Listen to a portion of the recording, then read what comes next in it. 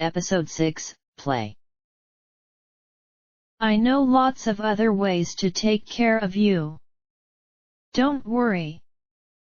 You're gonna get better.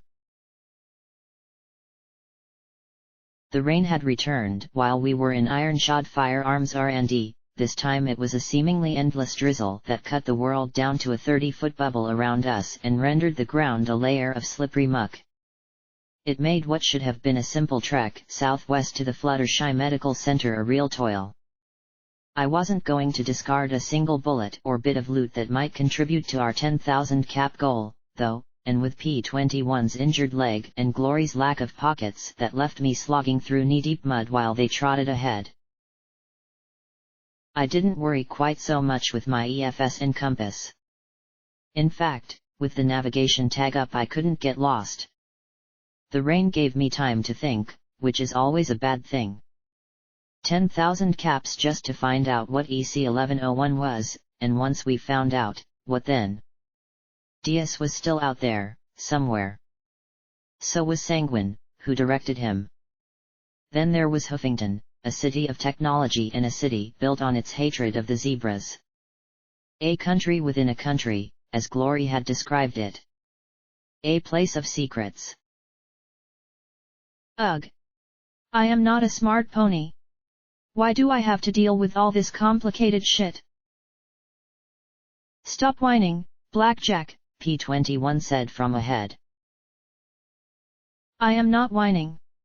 I am complaining. No. I'm fairly sure that's whining. Glory commented overhead. No respect. I tell ya, I get no respect. Never have I been so happy to reach a parking lot. The rusting carts and sky carriages slowly decayed in little heaps across the cracked, weathered, and uneven asphalt. Still, it wasn't mud, and that was all I cared about at the moment. Okay, that was a lie, but if I actually thought about all the things in the back of my head, I'd get a migraine. So I was in denial. Who could blame me? And that's a really big building. Even through the veil of rain, the Fluttershy Medical Center rose before us like an immense tree stump. Multiple wings branched from the central structure. I had never seen a structure like it before, which admittedly wasn't saying much. I simply couldn't help but think of 20 megamarts stacked one atop another. If Bottle Cap had been right, this was my best shot at finding something to fix P-21's leg. The yellow bars on my pip-buck gave me pause. One day I'd find some pony who could explain how the magical cuff could tell if something was going to shoot me offhand or not. Maybe P-21 could figure it out. Still, might as well be friendly, so I holstered the shotgun across my back and shouted into the hazy rain, "Friendly's coming! Don't shoot!" The yellow bars immediately started to mill about as we approached. P-21 gave me a look, but personally I would be less inclined to shoot a pony who asked me not to. True, I was an idiot, but still. As we got closer, we came across a low barricade of rusted sky wagons and, behind the barricade, 4 ponies pointing rifles at us. Pointing, but not shooting. I could live with that. Some pony needed some squatters moved. Yes, a buck called out into the rain. His tone sounded dignified and just a bit like the overmare. I'm so grateful some pony decided to come. Please, come and get out of the rain. I immediately looked at P-21 in surprise. Manners? In the wasteland? I walked past the barricade and towards the center of the encampment, where, I now saw, a long sky trailer had been draped with canvas to create an island of dryness in the middle of the drizzle. The first thing I took in about the ponies sheltering there was they were clean, and not clean in a I was just rained on way. Their clothes were trimmed and patch-free. They wore some sort of light armor similar to my security barding and their weapons were of distinctly higher quality. Then I saw a unicorn inside the trailer who had to be the pony in charge. Charisma and charm seemed to drip from his ivory hide and cobalt mane, and he gave the impression of illuminating the dim interior of the rusty trailer. His smile made my knees feel like I had just glanced up at the sky. Greetings. I am Prince Splendid. You bet you are. I'm glad some pony responded to my requests in a prompt manner. Would you care for some refreshment? Sure.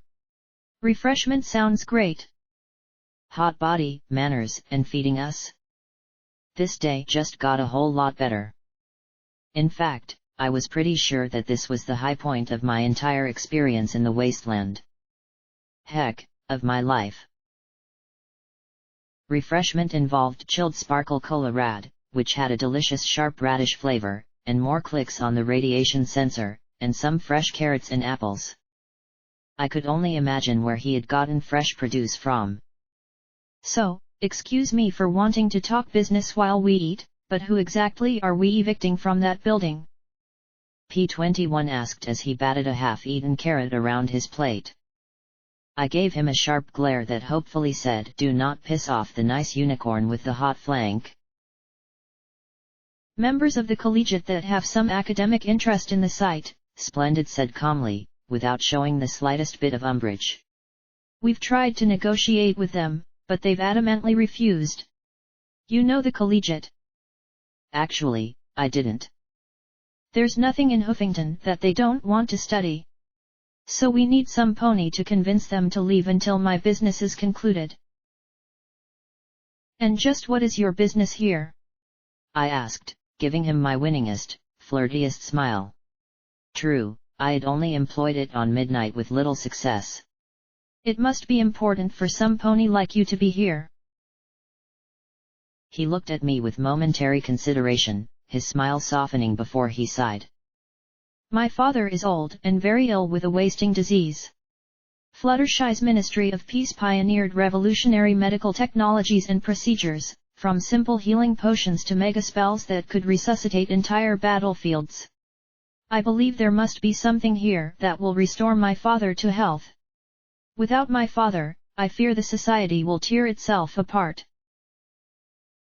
Society ponies will give ye a meal and then tell ye how grateful ye should be to get it. The society. Ah, yes. You're from a stable. I should have remembered that you would be unfamiliar with the various political factions of the hoof. My apologies. He stood and said with great pride, the society members are the descendants of the aristocracy of Equestria. Our king and leaders are related to Princess Celestia, and thus we are the rightful inheritors of Equestria. He gave a great sigh. Sadly, few in the wasteland will acknowledge our bloodline claims. I tried to keep a pleasant smile as Stable 99 returned with a vengeance and the overmare popped into my mind. So? You think you should get to rule because your ancestors did? He smiled and nodded, pleased that I had gotten it. Great. That splashed ice water on my hot, steamy fantasy. He seemed to detect my skepticism and smiled graciously. I understand that the burden is on the society to prove its worthiness to lead.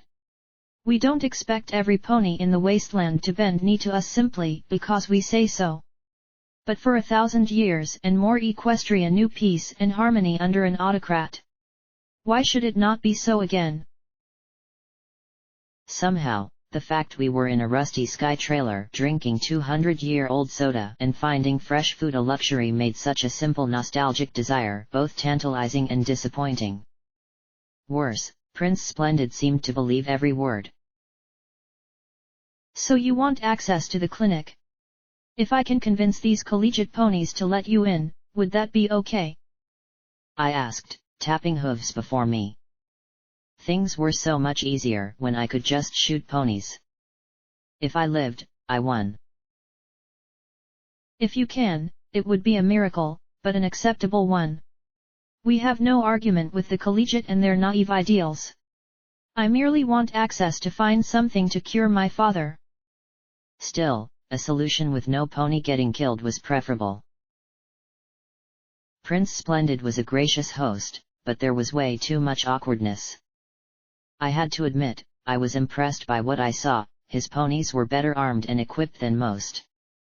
He had fresh food, that was a miracle in and of itself. It was simply the fact that the society seemed to believe it had some inherent right to rule. Even if he got this super cure for his father, who would it help besides ponies who already had so much? We stepped back out into the rain with our stomachs fed, but my head, already struggling with earlier doubts and questions, now throbbed. Plus, it didn't help that my loins were very interested in Splendid, and I had no clue how to address that. In '99 I had put myself on his breeding queue. No doubt Splendid would have had a backlog of years. Now, I doubted it was just as simple as getting him alone and lifting my tail. So, what do you think?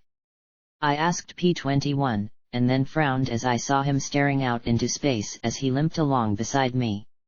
Yoo-hoo! Equestria to P21.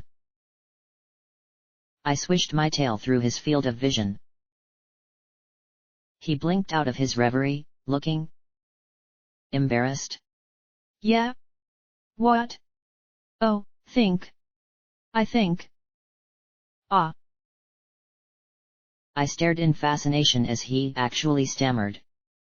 I'll leave it up to you. Rarely have such ominous words been uttered by so level-headed a pony. I didn't think he could stammer. What's gotten into you?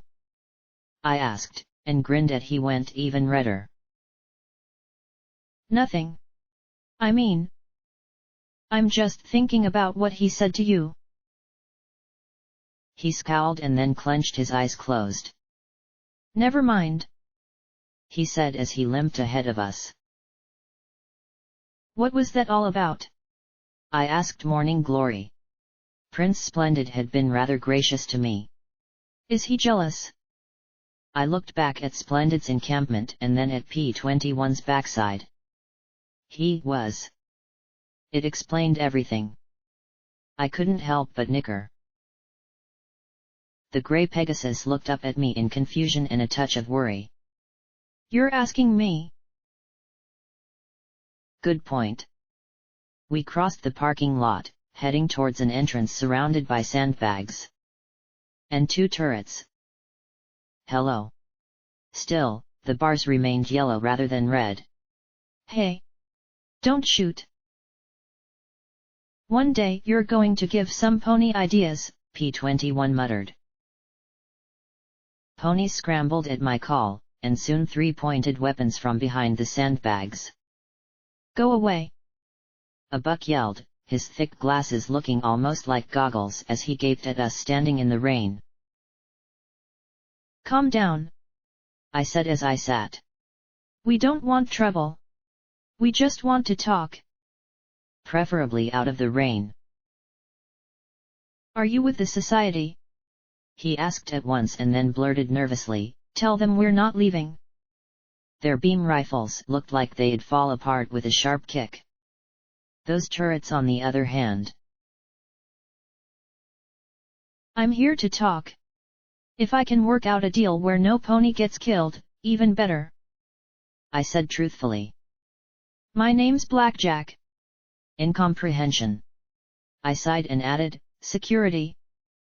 Comprehension dawned and they started to relax a little. Erg. As much as I hated to admit it, that little title of DJ Pawn 3s was making my life easier. I'm Archie. Come on in. Gogglebuck said as he turned and trotted back into the hospital. It looked like this was some sort of emergency ward or the like. It had seen much better days. The butterfly wallpaper was peeling off in brown strips, a layer of muck coated the floor, and it looked like the emergency beds had been converted into sleeping quarters. A strange drum hummed softly in the corner, providing power to a number of flickering terminals. There were a dozen or so ponies working in the dingy space. So are you the pony in charge?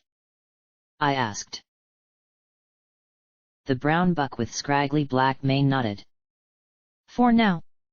My boss went upstairs a week ago and hasn't come back, he said nervously as he looked at the three of us. Prince Splendid's tried to take over more than once. First he tried to sweet-talk us, then bribes, then he attacked. Must be something really worthwhile here, then, I commented lightly, and got a worried look from the twitchy brown buck. Something that a lot of ponies need, I amended quickly, and he noticeably relaxed. There is. When we got here, we found that the upper levels are completely untouched. They must have sealed hermetically when the bombs fell and only disengaged when radiation levels dropped to survivable levels. He looked at several racks with medical goods stacked on them. Unfortunately, the team who went up there didn't come back. Neither did the team that went in to look for them. Now we're stuck here till the collegiate can send reinforcements. Prince Splendid thinks there's something here that will help him with his sick father, I said as neutrally as possible as I saw Archie frown. There is. Well, probably, he said as he turned to the terminal. We've found notes on several new healing potions, targeted antibiotics, even regeneration spell infusions. He pointed at the terminal. If we could find samples and study them, we might be able to discover how to make more. That could take years though. The prince just wants to take the samples and use them. Even offered to buy them, as if you could put a price tag on this knowledge. Great. It looked like what every pony was after was above us. My mane started to twitch. Well, how about this, then, my friends and I take a peek upstairs, see if we can find your teams, maybe find something to make both you and the society happy, and every pony lives. What were the odds that I'd only find one dose of magical experimental super heli stuff?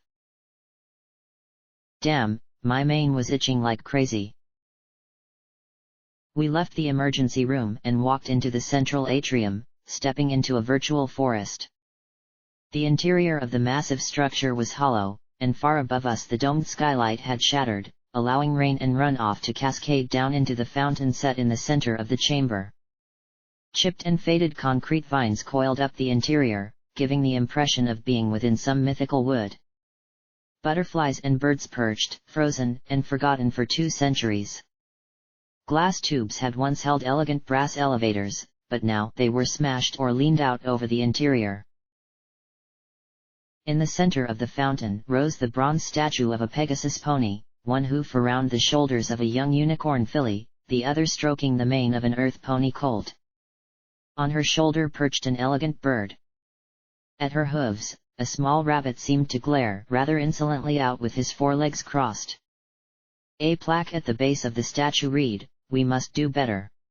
Looking at the Pegasus' gentle smile, I couldn't shake the feeling that the statue wept for all the decay around her. Who was she? I asked Glory softly, feeling a strange sense of reverence and sadness. Fluttershy. She was a ministry mare, and a friend of Rainbow Dash. She founded the Ministry of Peace and dedicated herself to helping the ponies of Equestria throughout the war. Morning Glory looked wistful as well as she looked up at her. As the war progressed, it took its toll on her. Some claim she aided the enemy, despite orders to the contrary, and gave zebras medical supplies and other care. At the end, well, I was taught she went mad with grief and wandered out into the wasteland to die. She simply couldn't live with having failed Equestria. I stared at the bronze statue a moment longer. If she failed, I can't believe it was for lack of trying, I said softly as we headed towards the stairs. Morning Glory, however, examined the remaining elevator curiously. Something wrong?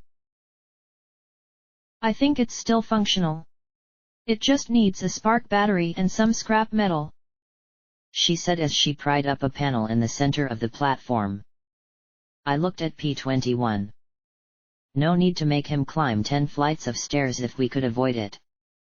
I checked my inventory and nodded, floating the components to her for the repairs.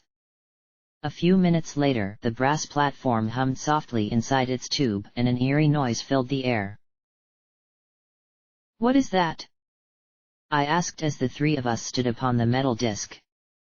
It wasn't music but similar. "Birds," Glory replied simply as we lifted into the air.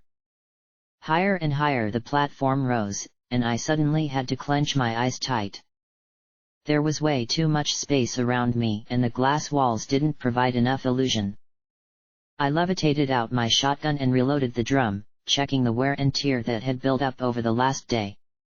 I was definitely doing a number on it. When the doors to the 15th floor opened, I jumped through, breathing hard as I fought the urge to be sick. When my heartbeat slowed, I looked back at the elevator where P-21 and Morning Glory were frozen in place. "What?" I asked as they stared at me. No. Not at me. Slowly I turned and looked at the wall opposite the elevator. In flaking black maroon letters, a single word was written as if with a paintbrush. Play. Oh horse apples.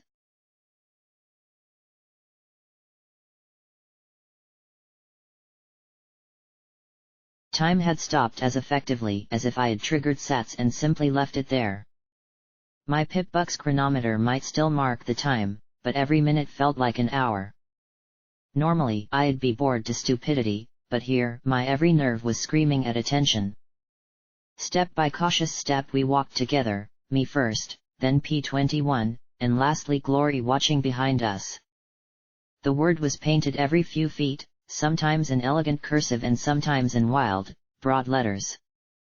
The lights flickered and dimmed, but I was used to dim and uncertain light. I was not used to the soft chime music that played softly all around us like an invisible music box that kept playing just a touch too slowly. "Hush now, quiet now, it's time to lay your sleepy head," a filly sang softly in the hallway behind us. Slowly P-21 and I turned and looked back at Morning Glory without saying a word. Our combined look was enough to silence the Pegasus. "Sorry," she muttered. I did not want to hear my childhood lullabies right now. There were other little variances, dolls hanging from in the middle of the hallway. A stuffed rabbit tucked into a hospital bed. No, not tucked. Strapped. 24 bed sheets stretched across the hallway, decorated with maroon houses and stick figures. And more detailed pictures of ponies. And fire. And ponies fighting. Ponies dismembered. Something moved beyond the sheets, but when I yanked them aside, I saw only empty hall. "What the hey is going on here?" I muttered softly. I suddenly found myself longing for Pony Joes. "Give me buddies. Or something shooting at me. Or something. Not freaky pictures and words written in dark paint." I glanced back and saw both of them staring at me. "What?"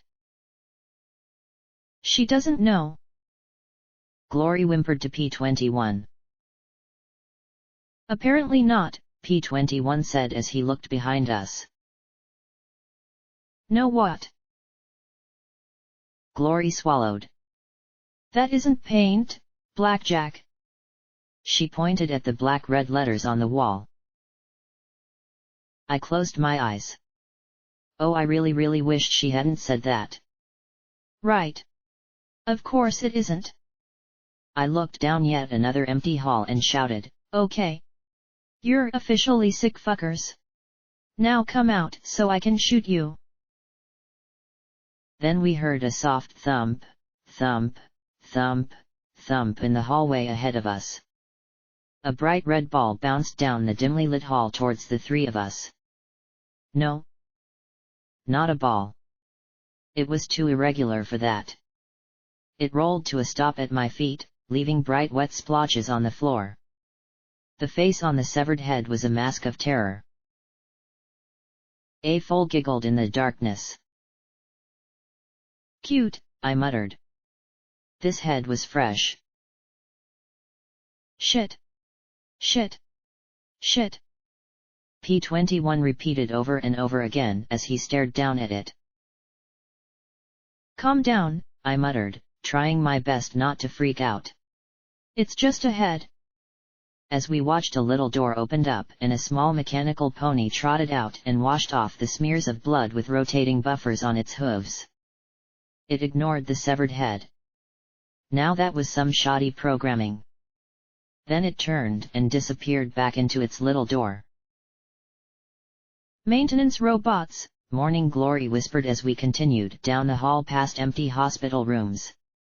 The music box tune continued its soft, too slow melody as we reached a nurse's station. Everything neat. Everything put away except for the creepy little artifacts and associated body parts. After so many ruined buildings, the cleanliness disturbed me almost as much as the music. I tried my radio, but the only channels I could find had the same music box melody. We came across an active terminal. Finally! Maybe there will be an inventory, P21 said with some relief as he focused on the terminal. I slowly panned the EFS, but my vision kept flickering as if something here jammed my signal. I knew that head didn't come from nowhere though. He struggled for several minutes as the music box looped over and over again. Then there was a soft beep as he cracked the password. I looked over his shoulder, and then frowned as the screen went blank. Peekaboo. I see you.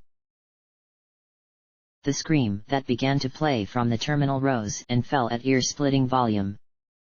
Kill me! She screamed over and over again between agonizing cries. I grabbed P21's mane in my teeth and pulled him away from the terminal. Then I put an explosive orange shell into the thing. Silence dropped around us till our ears recovered and picked up the sound of the music box. What the fuck is going on? P21 whispered, staring down the empty halls. Want a gun? I asked softly. I'd just start shooting wildly, he muttered in return. Well, that was an improvement over saying he'd deliberately shoot me. We resumed our search. Play, the sanguine words demanded. Yellow and red bars flickered so wildly in my Pip-Buck's EFS that I deactivated it before it made me sick. We came across a door with something new carved in the wood paneling. Ollie Ollie oxen free. I carefully opened it telekinetically, revealing a desiccated corpse ruled in a fetal position in the tiny space at the bottom of the linen closet. She wore a nurse's uniform. Scratched in the wood before the body was a simple eulogy, "I don't want to play anymore." Morning Glory hyperventilated as P21 talked to her in his soft low voice, holding the young Pegasus to keep her from falling over. Given that she herself had almost died of thirst in an equally tiny space, it was understandable. That left me with the task of checking the body. Her hide had dried to a leathery texture that crackled when I carefully swept it with my magic. I found an ID card that read Chief Nurse Tenderheart. A little magical glyph glowed on the bottom of the badge. What's this? Morning Glory refused to look towards me, so I floated it to her. It's a key for special door locks. The kinds that can't normally be picked and need magic to bypass them. Hopefully door locks like the kind that protected experimental healing goods. Fuck that. Hopefully it would get the three of us out of here.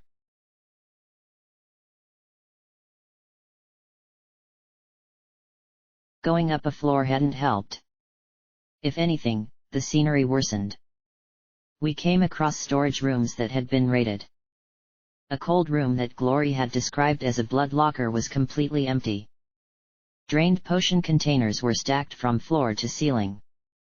We found what I guessed was one of the collegiate ponies. He had been skinned and bristled from head to hoof with spent syringes. "Mr. Needle is your friend" had been written above him. I really wanted to introduce some pony to Ms. Shotgun. We encountered a box in the hall, a large metal cube with small pink hearts painted on each side. I couldn't explain why, but I had the strangest fondness for the box. There was a little handle sticking out of the side. I glanced at the others, reached out slowly with my magic, and began to turn it. All around the mulberry bush, the monkey chased the weasel. Glory sang softly, and I couldn't bring myself to stop her. I knew what was coming, but I was powerless to stop. The note hit pop, the metal top snapped open and out flew a pony. No. Half a pony.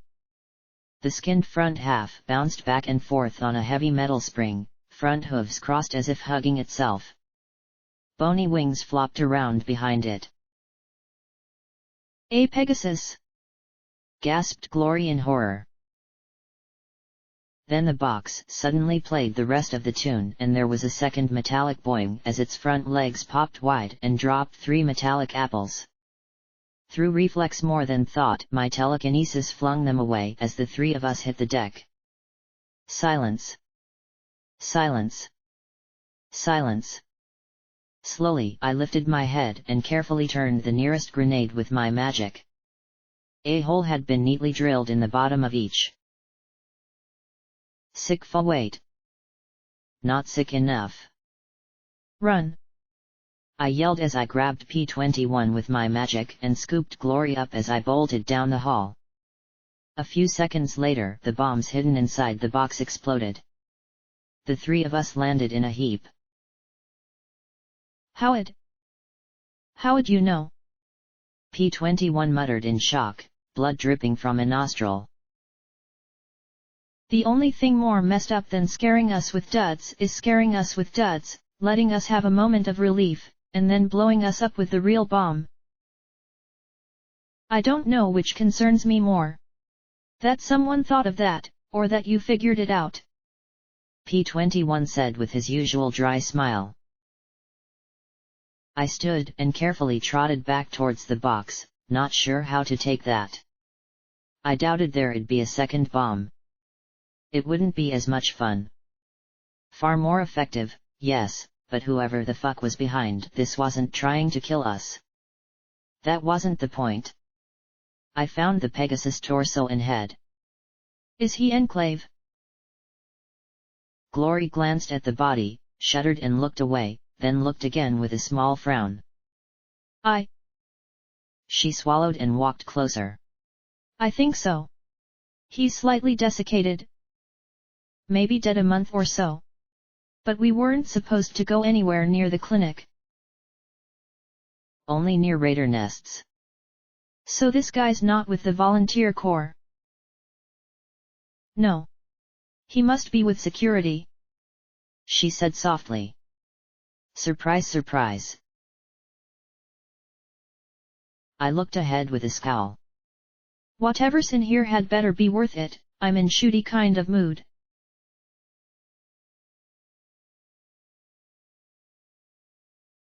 Things didn't improve as we encountered more bodies. A tea party of 4 bony ponies around a petrified cake with their hooves nailed to the table and party hats on their heads. A body dressed in a foal's tutu impaled on a turntable. I was starting to become numb to the next horror around the corner, yet I couldn't stop looking. The music kept playing, I could barely hear things moving around out of sight. We found ourselves in a staff lounge. Everything was neat and clean and tidy. I was starting to hate the cleanliness. I longed for a wrapper. An empty tin can. A soda bottle left on a shelf. Anything that was a sign that at one time normal ponies lived here. I was getting sick of wooded wallpaper and frozen birds and butterflies.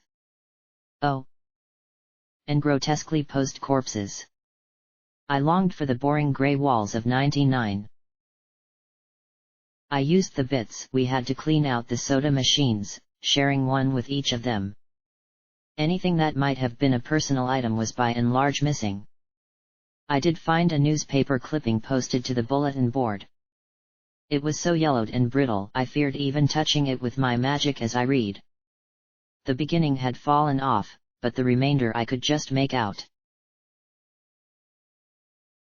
Intosh was 90 minutes from Ministry of Peace care following the assassination attempt on Princess Celestia at Shattered Hoof Ridge. Thousands of soldiers and countless non-combatants suffer while waiting for medical care. Today, the Ministry of Peace, working in concert with the Ministry of Arcane Science and the Ministry of Wartime Technology, has devised a means of preserving injured or sick ponies until such time as treatment is available. No small measure of thanks goes out from the Ministry of Peace to the Office of Inter-Ministry Affairs.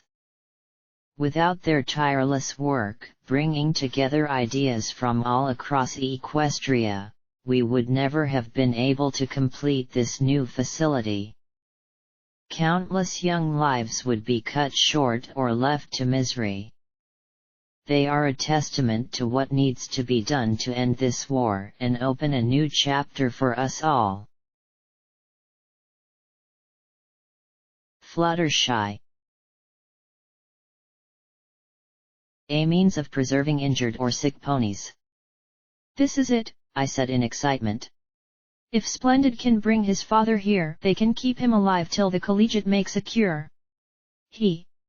I love it when a plan comes together. Blackjack, Morning Glory said softly. I glanced at her, and followed her gaze into the top corner of the room where a carved white bunny watched us sternly. There was the tiniest little hum, and I watched a camera in one eye of the bunny slowly focus. We should get going, I said softly, leading us back out into the empty hallway. As soon as we were through it, the door to the staff lounge closed behind us and locked with a solid click. Oh, that's not good. Suddenly the lights clicked out, plunging the hall into absolute darkness. Then a red light appeared at the end of the hall. What the heck is? I started to ask, taking a step forward. From the roof came a sharp flash and I felt the bite of a beam weapon hit my chest. Suddenly, the red light turned green, and from the hallway behind us something metallic screeched, coming closer. I fired blindly down the hall, but the muzzle flashes only illuminated something big and bloody. Suddenly the light turned red and it stopped. We all froze. Oh goddesses! It's a game. The light turned green and I screamed, "Run!" My magic grabbed P-21 and dragged him along beside me as the machine crashed along behind us. Red light. Freeze! I bellowed and everything stopped. 1 second. 2. 3. 4. Green light. We raced ahead as fast as we could, but the crashing behind us grew closer. Red light. Silence. Green light. Red light. Green light. Red light. Morning Glory staggered a half step forward and cried out as the beam turret struck her leg. This red light, I could feel the soft tickle of a breath on my hindquarters. I just stared at the red light as I floated out a little disc and set it beneath me. My magic hovered on the button. Green light. I pushed the frag mine's arming tab and wasted no time dragging P-21 closer towards a door beneath the green light. The mine beeped immediately and a second later there was a resounding pong of metal being struck. 3 feet. 2 feet. 1 foot. I was through the door, and pulled P-21 after me, but Morning Glory was a few feet behind us. Red light. In the sanguine glow I could see the vaguely canine grin of metal right behind her as she trembled, frozen in terror.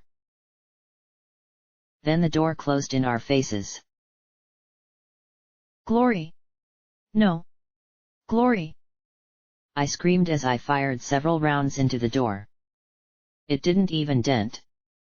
I beat it with the butt of my shotgun and kicked it with my hooves. What the fuck do you want, you fuckers? What? I screamed down the hall. Way out! My own voice echoed back at me. Play, answered the blood on the walls.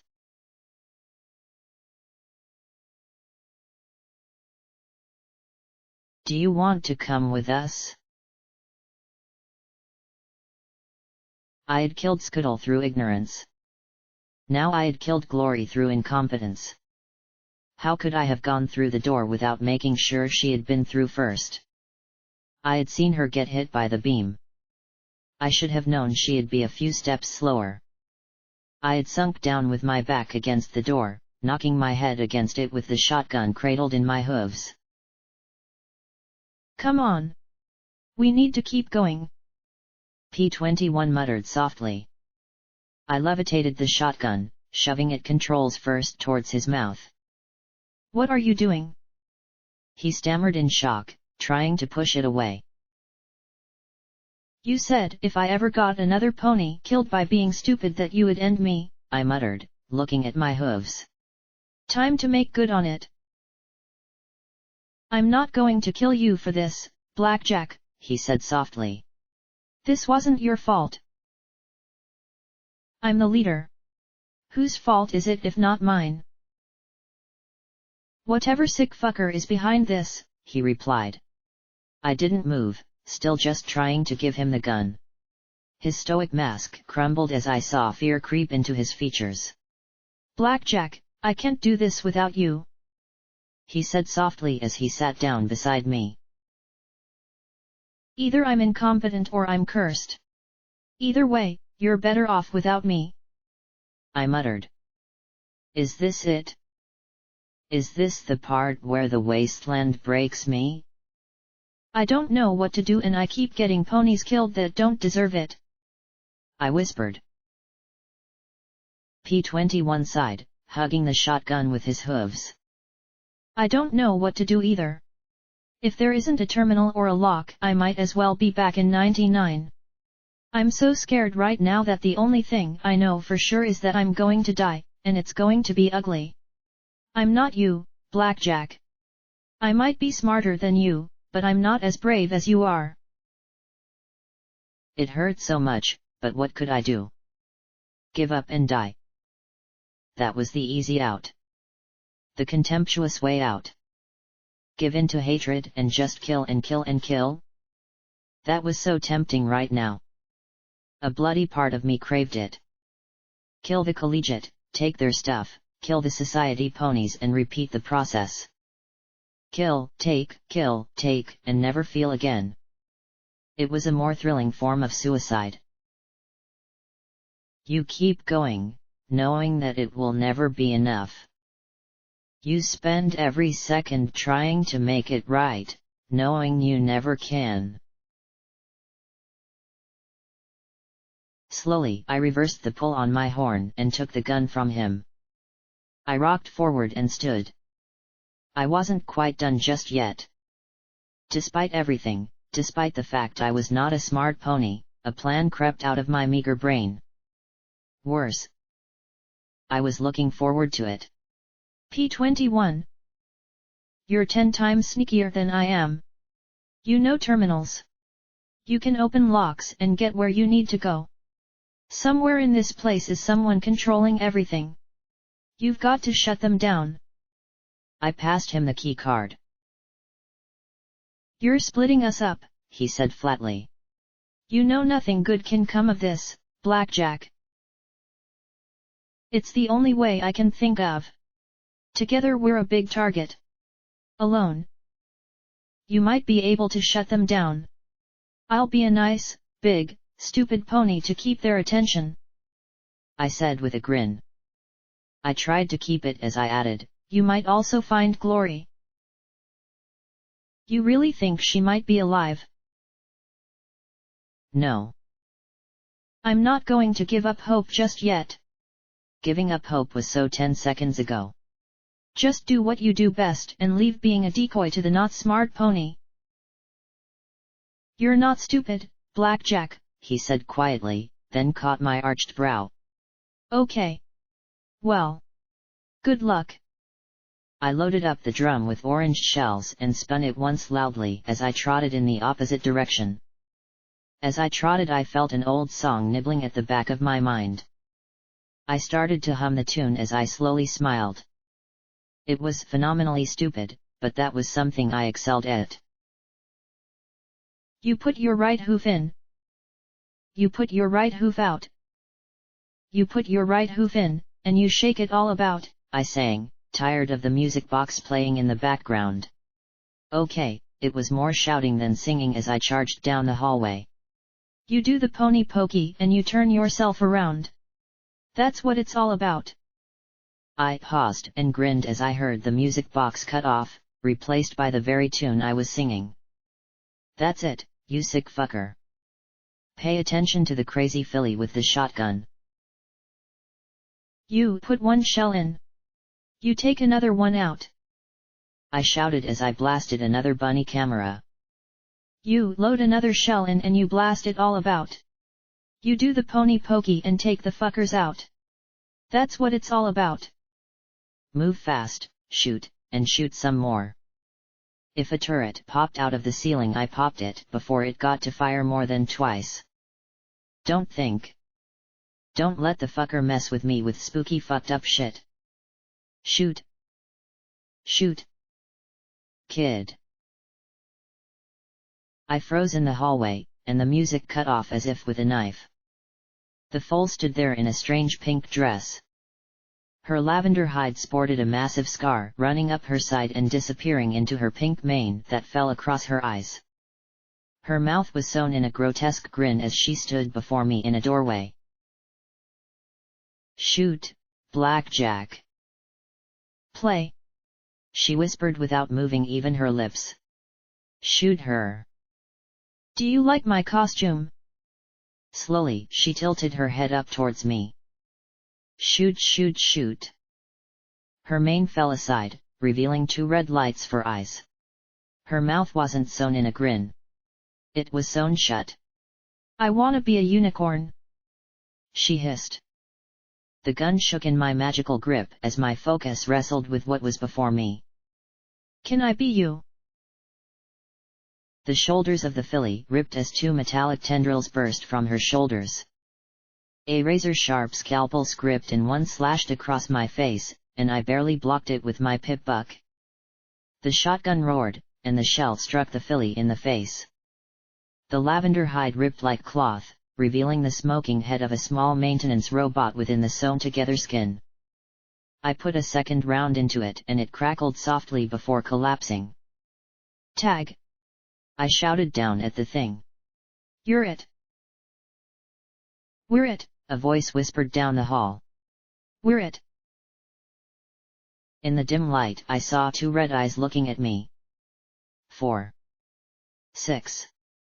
Lots. Play. They whispered in delight. Okay. I definitely had their attention. Now it was time to run. Catch me if you can. I laughed as I ran like I had never run before.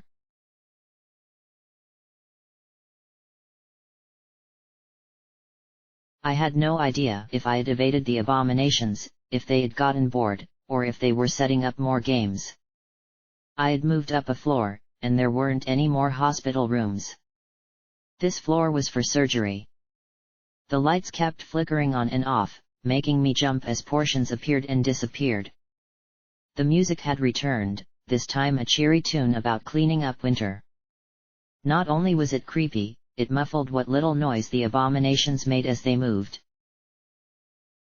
I found an office and pushed my way inside. I was heartened to see the lock on the safe had been opened and the terminal decoded. Whatever else had happened, P-21 was still out there.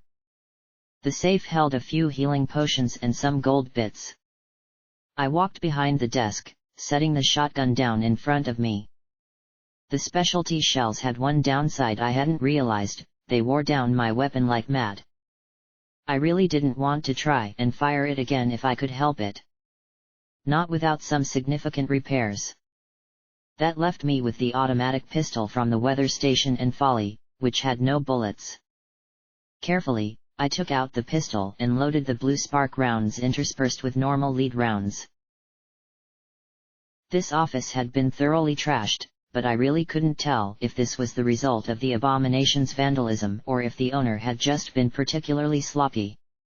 The stacks of papers were almost as high as my horn. With a wry smile, I picked up a file on top of one of the towers. Marigold, P.H. Medical authorization, denied. Only the Ministry of Peace could have a form denial stamp with frowning bunnies, I supposed. Then, stamped on top of it in pink ink with butterflies, medical waiver, approved. Lucky Marigold. I could sure use some of that luck now, I said as I flipped through the first few pages and glanced at the picture of a blue unicorn with bright glasses standing in front of some kind of missile. I was sure that, if I didn't have monsters after me, I'd somehow be even more bored. I tossed the file back on top of the stack and then started as the entire pile collapsed to the floor with a rustling, sighing soft crash. Great, I muttered, rubbing my eyes and hoping P-21 could find a way to stop all this. I sure wasn't smart enough to. I noticed a sound file loaded on the terminal. Why not? I hit the playback as I prepared my clips. At least it would give me something to do. Entry 1, we've taken control of the facility here. Data files have all been corrupted or deleted. We need to find the central mainframe if we're going to find anything worthwhile. Took us forever to get in through the roof, but thanks Celestia this place is intact. We'll probably move our entire biomedical team in here once it's secure. I've never seen so many medical supplies in one place, nothing special, but we've got healing potions to burn. Entry 2, found the stasis chamber and the mainframe. Dozens of pods still with power. They can just stay asleep for all I care. Some idiot severed the mainframe control. KZZZZZZT. Scalpels and got electrocuted for her trouble. Shouldn't be a hard fix. Once it's connected, we'll bring in the biomedical team. I stood and looked at some of the pictures hanging askew on the wall. Fluttershy looking, rather terrified on a stage in a weird dress, goddesses, she looked adorable. The yellow mare smiling shyly beside a purple unicorn with a pink streak in her mane and an orange-coated, blonde-haired mare in a cowboy hat. The construction site in the picture looked like it might be that of the Fluttershy Medical Center. Entry 3, everything is up and running. Still some kinks to work out. We've got to kill the sound system, that music box is driving me crazy. Is this what they actually listened to 200 years ago? BKZZZTTT. Entry 4, Bright Hoof and Sky Sparkle are both AWOL. Probably fucking in the staff lounge again. Toys keep on showing up in the hallway, I think the soldiers are starting to get antsy. I need to organize some. KZZZZZZT. Should be okay though. The biomedical team found they. KKKKZZZTT. Experimental of course, but it's almost a megaspell level infusion. Practically a cure for death. Looking at the computer terminal, I spotted a little square of notepaper. Please don't ask about that procedure again, RH. We've only had one success. I won't risk any more babies. I can't. I'm sorry. F. Entry. BKZZZZT. Gone. Something cut them apart. Skinned them alive.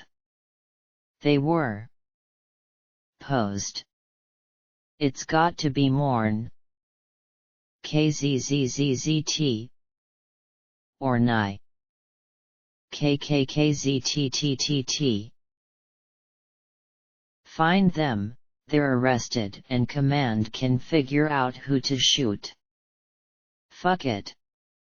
I'll shoot 'em myself and save command the trouble.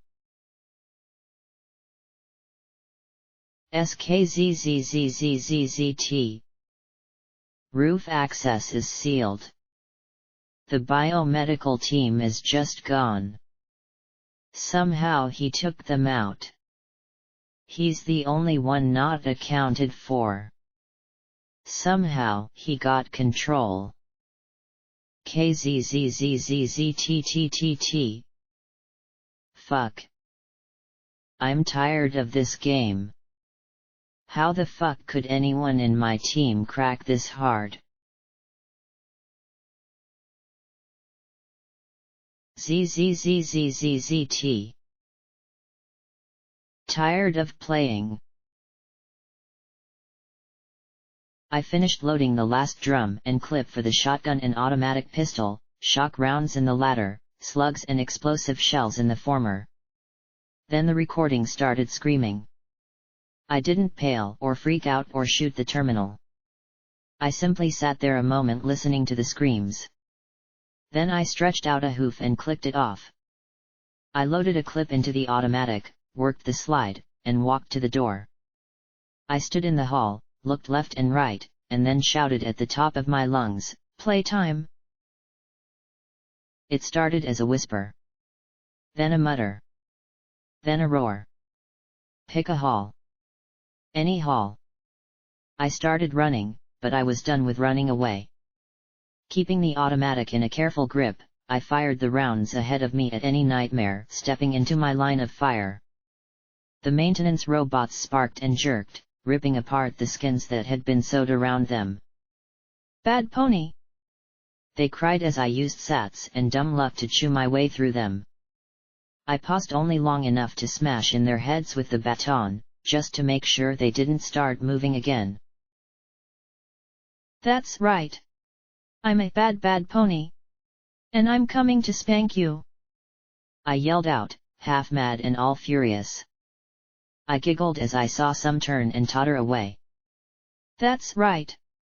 It's time for spankings!" I screamed as I chased them down. "Bad pony," a deep voice said from the doorway. I turned and looked at a huge heavy robot draped in slabs of meat. "Time out," it said firmly as, with shocking deftness, it flung a glowing white ball of glass at me. A grenade or something. I reached out with my magic to swat it back at the machine end.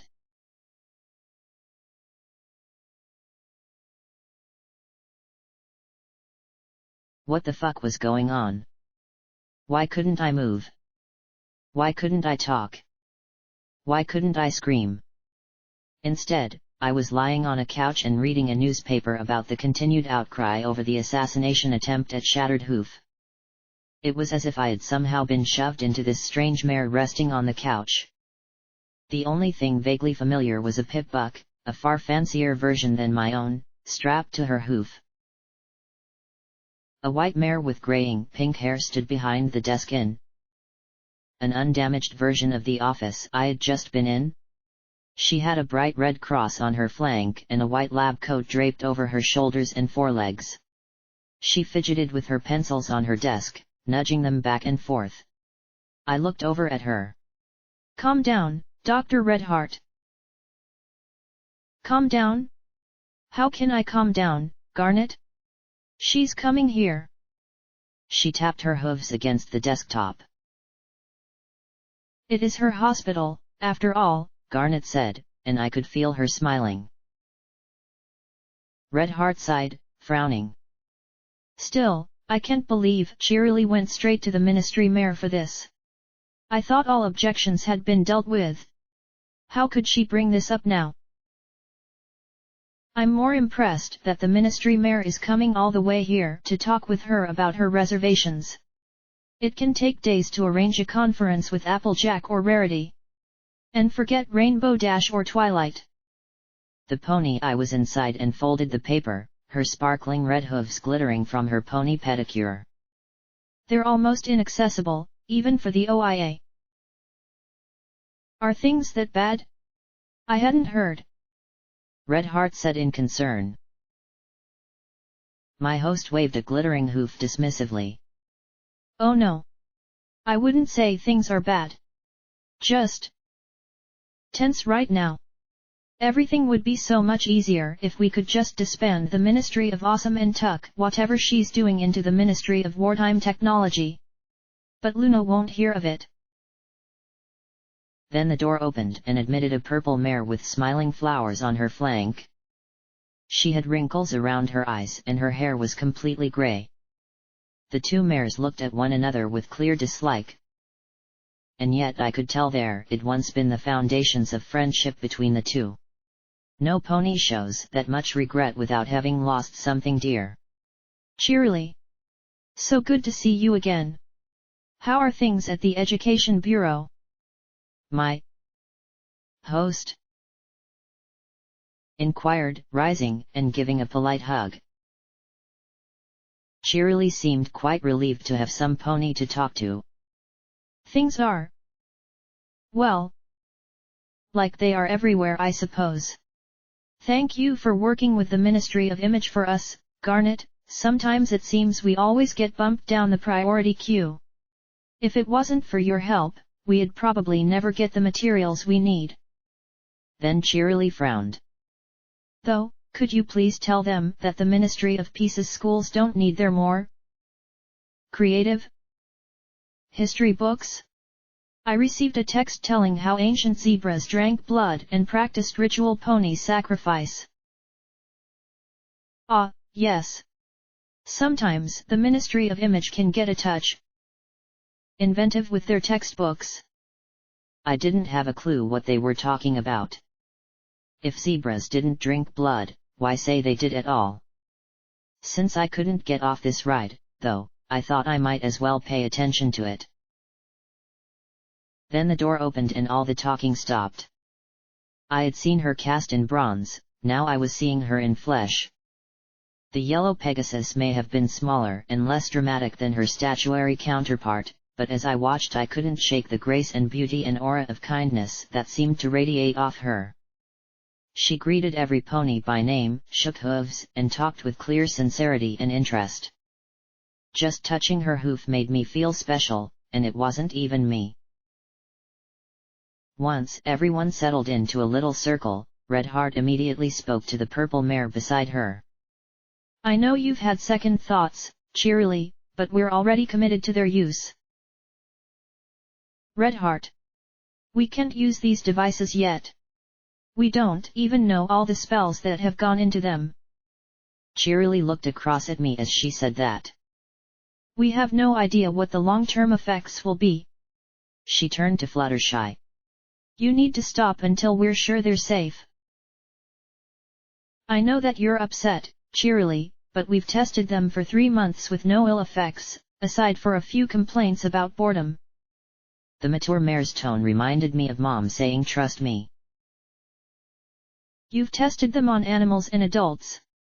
These are children, Fluttershy. 3 months being trapped in your own body might be tough for an adult who understands what's going on, but what about a child? They want to run and play and talk. They can't simply be locked up for weeks on end. Fluttershy, it's cruel.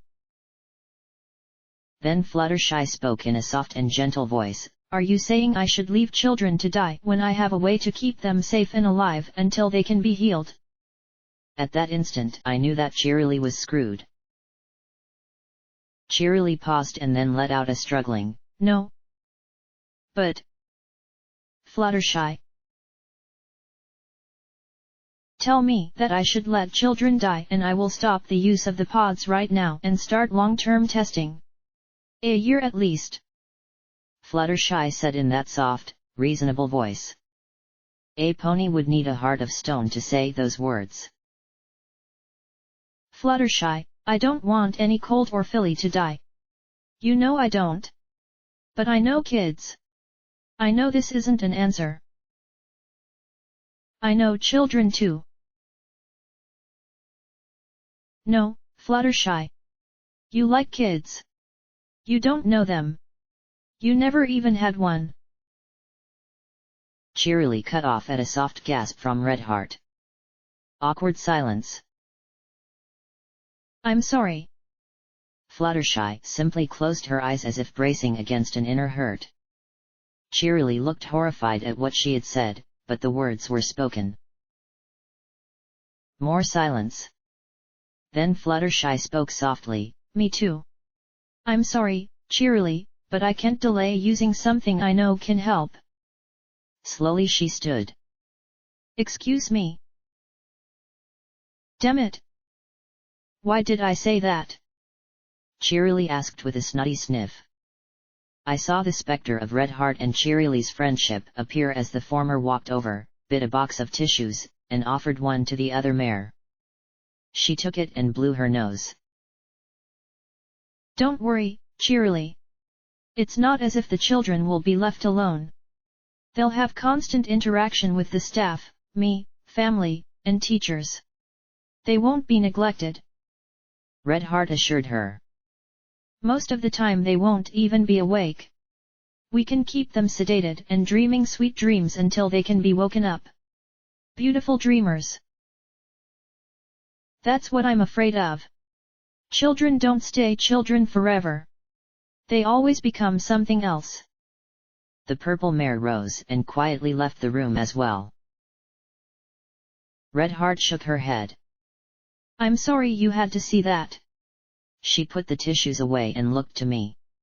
She's a teacher, and a good one. I think she'd been much happier staying a teacher rather than working with the ministry's schools. Garnet nodded.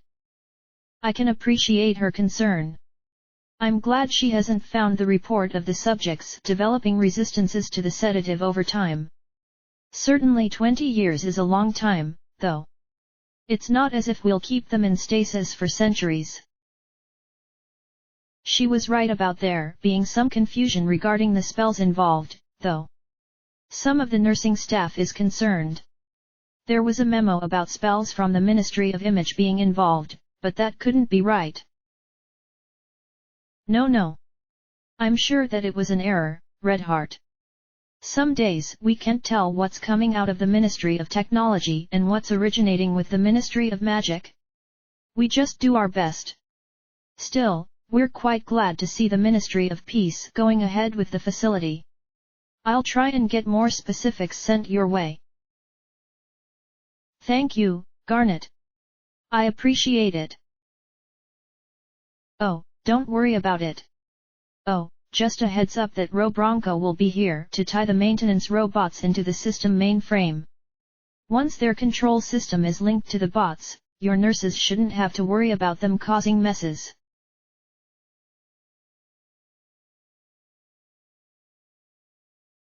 I returned to my body, screaming as fire roared from crotch to ribcage.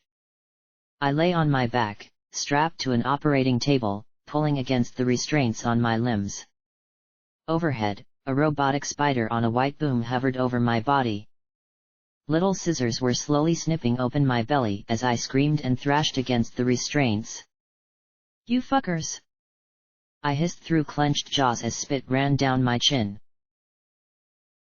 Bad pony! Potty mouth pony! She said a bad word. Gibbered the sewn-together abominations around me as the scissors went snip snip snip. She needs a timeout. She needs to be punished. Bad pony!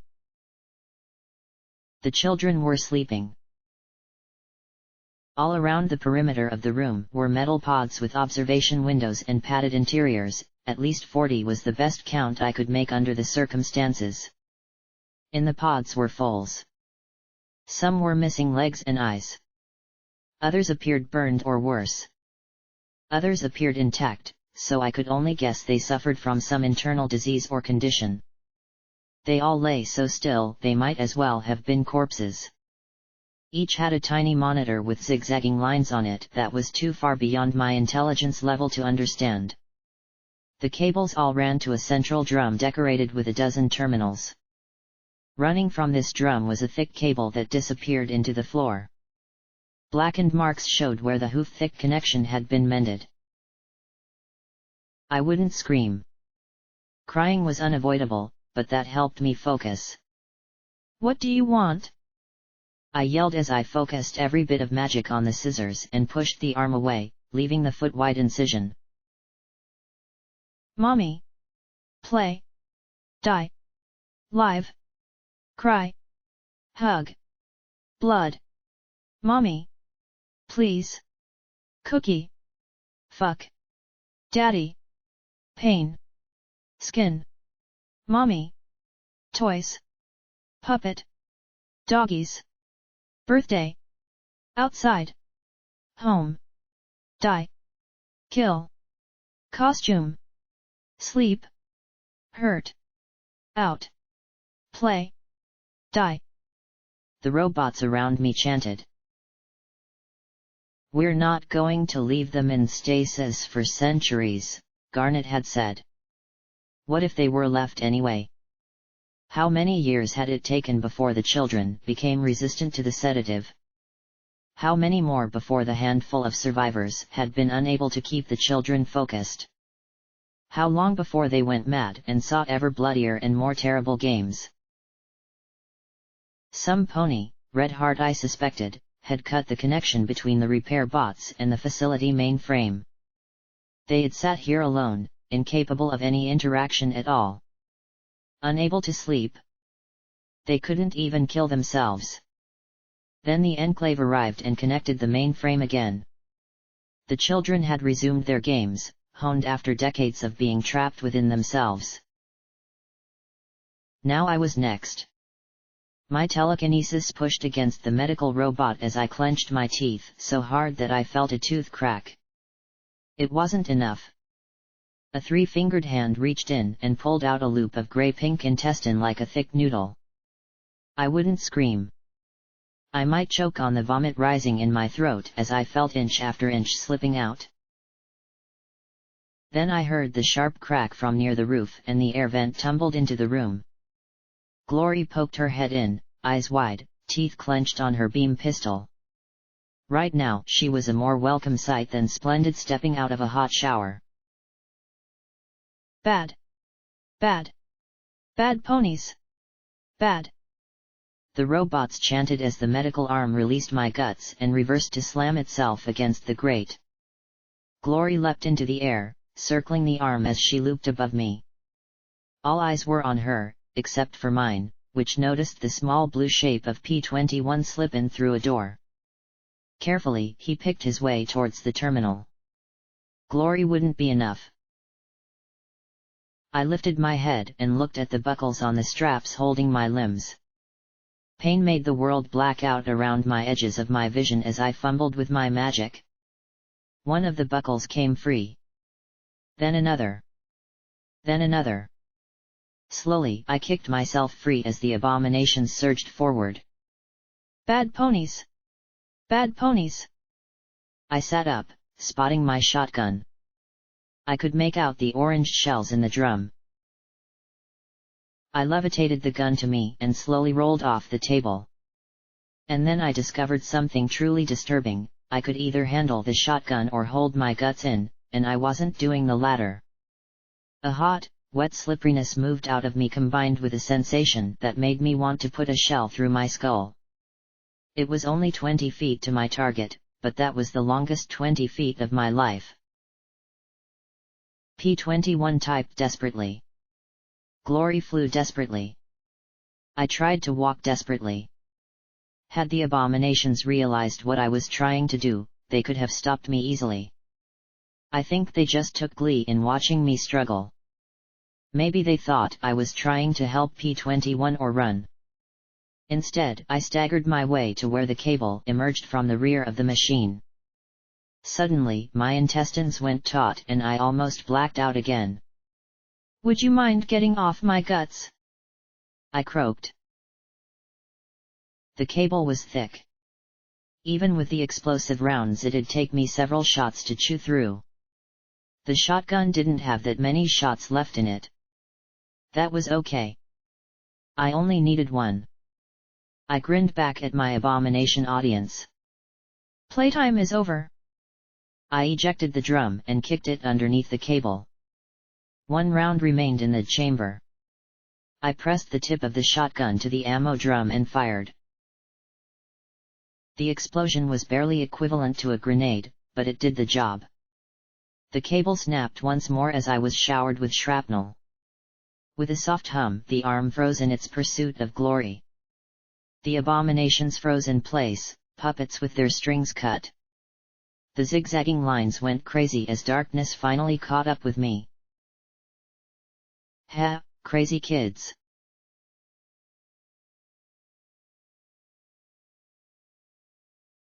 When I came to, I felt good. Great. Wonderful in fact. I opened my eyes, and immediately felt my midsection. Only an ugly red line remained, and that was healing before my eyes. The table I was lying on had a strange talisman that covered me in a pink glow.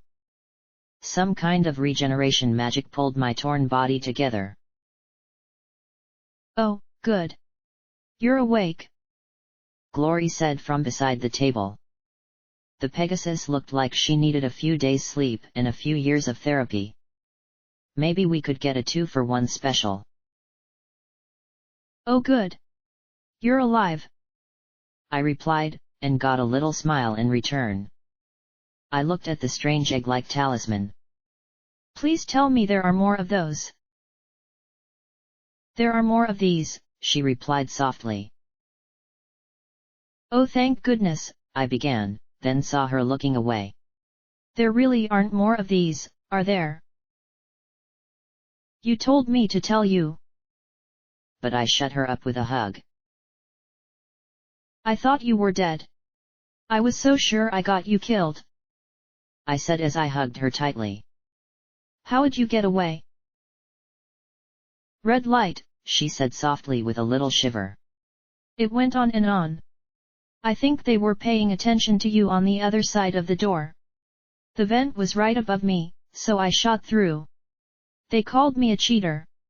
After that it was just following the shouting and gunshots. The wound across my middle had completely healed. At once my eyes widened. Get P21 in here.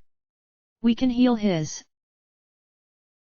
There was a buzz and the pink glow disappeared. Fuck. The talisman only works on one subject, P21 said as he limped in from the doorway. I wanted to heal your leg, I muttered softly. Why? You didn't break it. I sighed as I climbed off the bed, looking at the burned-out talisman and feeling as if it had been wasted on me. I thought if I healed your leg I'd stop reminding you of 99. Then maybe we could be friends. He arched a brow and smiled, shaking his head. Ever think it's not about you, Blackjack? I blinked stupidly at him and he sighed softly. Guess not. Come on. We've got one last thing to deal with. He started back out the door. And it's going to suck. It's going to suck a lot. We trotted back into the operating room. I tried to ignore the drying bowel strung over a quarter of the room. He stopped in front of the large central terminal. Affiliastasis System Review.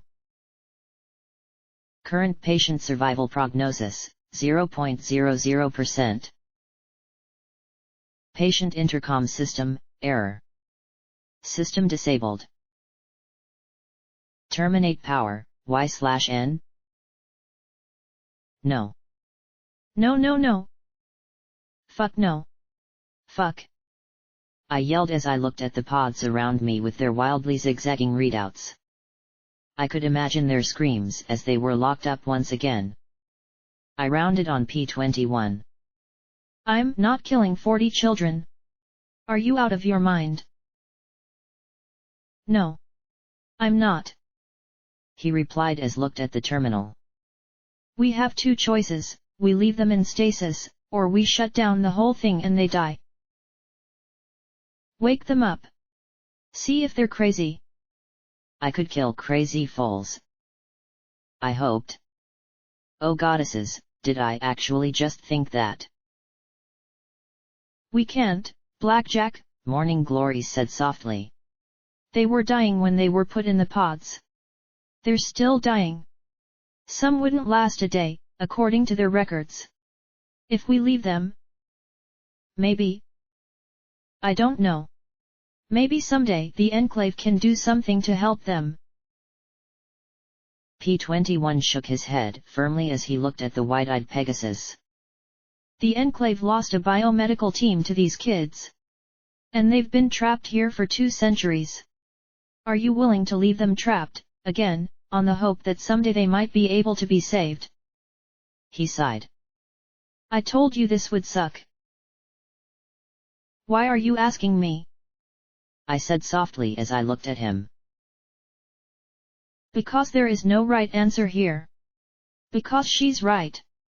Because I'm right. And no matter what, they're going to suffer. He sighed. I want to do one. She wants to do the other. You're the tiebreaker. And you're the leader, his eyes seemed to say. No. Fuck him. Fuck me. No. Put me back on the table and rip out my guts, but don't leave the decision up to me. I slowly looked around at all the pods. I can't. I don't. Fuck. I shouted, clenching my eyes closed. I wanted back into that dream the orb had put me in. Neither of them would look at me. I gazed at the pods. There was no right answer here. I was damning myself either way.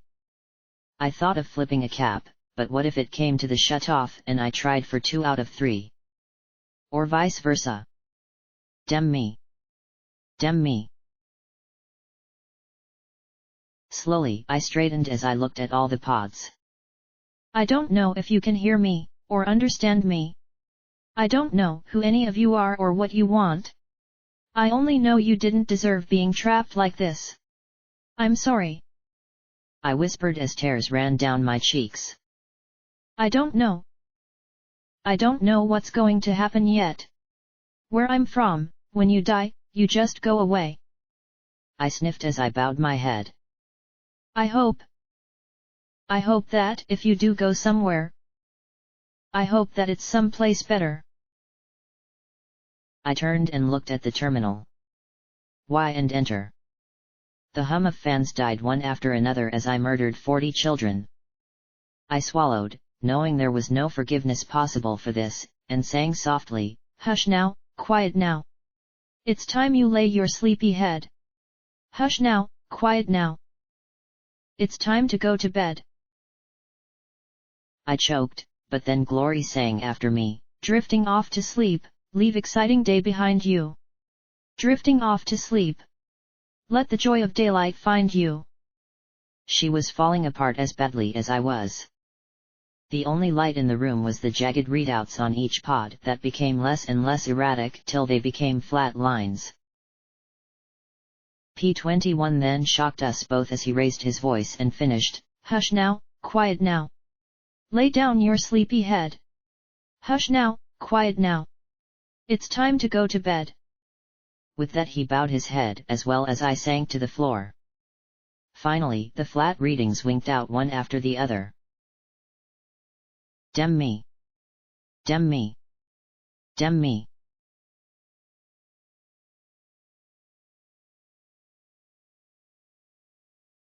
Redheart had crawled into the storage room that had held the regeneration talisman. Half her hide had been skinned off before she had severed the connection. Had she come in here to try and save herself? To protect the various talismans and experimental goods? Did it really matter? If there had been a cure in here for any of the children, I had no doubt she would have used it. She lay curled on her side, covered by a bloody, shredded lab coat. The body had mummified in the sealed storage chamber. I noticed she seemed to be cradling something protectively in her hooves. Given what I had already done, robbing the dead was icing on the proverbial cake. To my surprise, Red Heart yielded the object to my magic surprisingly easily. It was a figurine of Fluttershy. Her soulful blue eyes looked up at me as she hugged a disgruntled white rabbit beneath her hooves. So gentle. So forgiving. Be kind was written on the base. Her head was cocked just so, as if she knew I desperately needed to talk to her. I'm sorry. I tried. I tried to do better. I tried to help. Slowly I held the Fluttershy figurine to my chest as I slumped over onto my side, weeping and blubbering like a foal. I'm so sorry. As I lay there alone in the storage room, I suddenly knew exactly why Red Heart had come here. To beg for forgiveness she would never receive. Footnote, level up. New perk, Full at Heart. This perk greatly improves your interactions with children. Skill note, speech, 50.